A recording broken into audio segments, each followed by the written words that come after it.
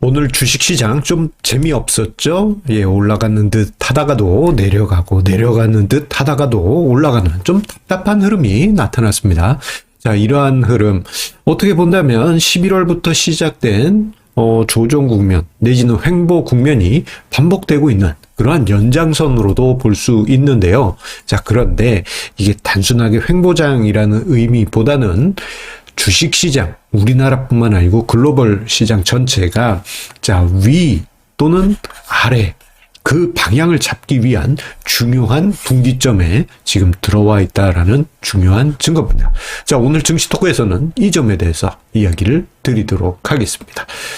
자, 최근에 위험자산 시장, 주식뿐만 아니고 비트코인, 가상화폐 시장 모두 11월을 기점으로 해서 한번 깊은 조정을 보인 이후에 좀 숨고르기 양상으로 들어가 있죠. 자, 반등을 하긴 했지만 뭔가 찝찝하고, 또는 일본이나 중국 증시 같은 경우에는 우리나라만큼 그렇게 튀어오르지 못하고 조금 애매하게 반등하는 그러한 모습을 보여주고 있을 뿐만 아니고, 가상화폐 시장의 비트코인 같은 경우에는 10만 달러 무너지더니 9만 달러 부근에서 요즘 좀 올라오긴 하지만 아직 애매한 그런 모습이 반복이 되고 있습니다.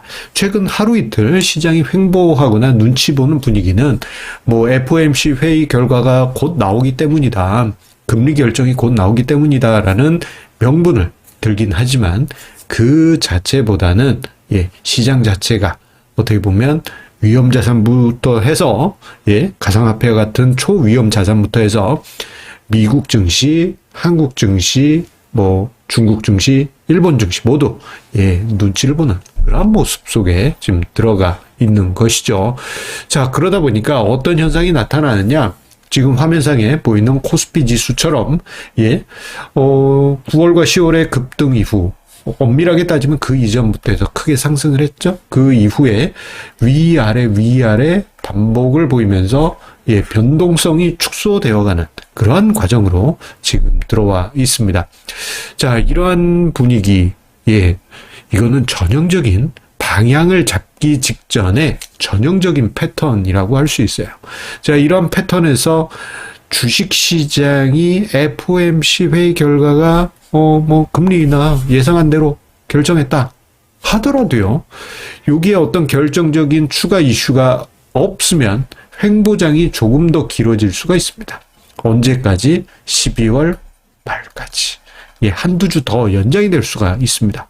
그래서 오늘 그리고 내일 사이에 미국 연준에서 어떤 결정적인 한마디, 금리는 인하하긴 하는데 추가 첨언이 없을 경우에는 좀 횡보하는 흐름이 연말까지 이어지면서 시장은 방향성을 잡지 못하고 눈치 보는 분위기가 이어질 수 있습니다. 하지만 이렇게 눈치를 보는 중에 빨리 나타날 수도 있고요. 아니면은 정말 12월 말까지 눈치 보다가 그 다음에 방향을 잡을 수도 있지만, 한쪽으로 무너지는 방향이 있지 않습니까? 횡보를 해왔는데 위쪽으로 가든, 또는 횡보를 해왔는데 아래쪽으로 가든, 이 방향이 잡히는 쪽으로 시장이 일시에 쏠리는, 그러는 일방적으로 쏠리는 그러한 모습이 나타날 수 있습니다. 저런 분위기에서 만약에 위쪽으로 시장이 돌파할 경우에는 시장이 우리가 지난 가을에 봤던 그런 상승장이 다시금 재현될 가능성이 크고요. 반대로 아래쪽으로 이탈하게 될 경우에는 AI 버블 이야기가 또 다시 등장하면서 제법 깊은 낙폭이 발생할 수 있습니다. 다만 자주 언급드리는 것처럼 우리나라 증시는 버블 그런 수준이라고 보기는 어렵기 때문에, 그리고 또 여러 가지 제도적인 변화가 있기 때문에 하방이 강합니다.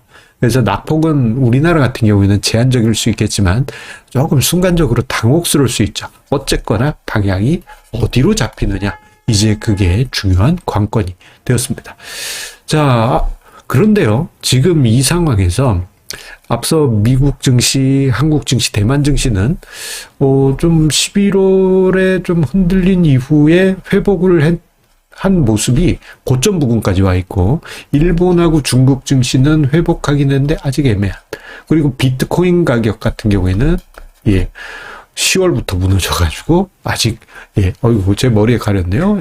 갤갤하는 그런 분위기죠. 자, 그런데 우리나라 같은 경우에는 지금 다른 나라 증시보다 좀 유리한 그런 모습이 보입니다. 일단 11월 고점 부근에 위치해 있다라는 점.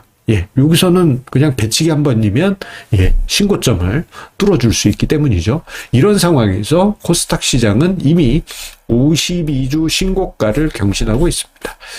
자, 이런 분위기에서 만약에 글로벌 증시가 횡보 흐름이 방향이 위쪽으로 잡힌다면, 아니면은 횡보 흐름이 조금 더 이어진다고 하더라도 우리나라 시장에서는 조금 더 우호적일 가능성이 크겠고요.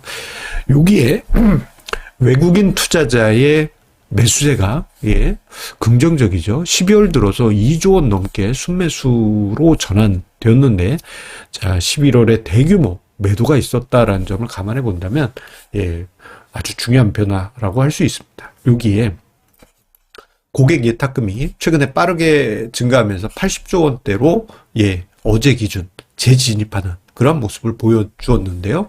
자, 이런 모습은 한편 보게 되면은 증시 하방을 강화시킬 뿐만 아니고 점점점 상방을 깨려고 하는 그러한 에너지를 충전하는 그러한 모습으로도 해석이 될 수 있습니다.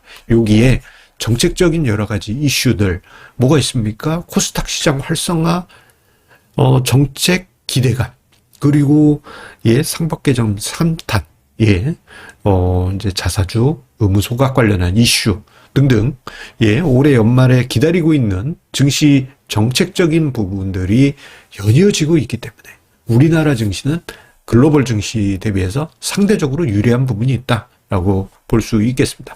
자, 그러면 그 중요한 트리거, 이 방향을 잡는 트리거는 어떻게 잡을 수 있겠느냐?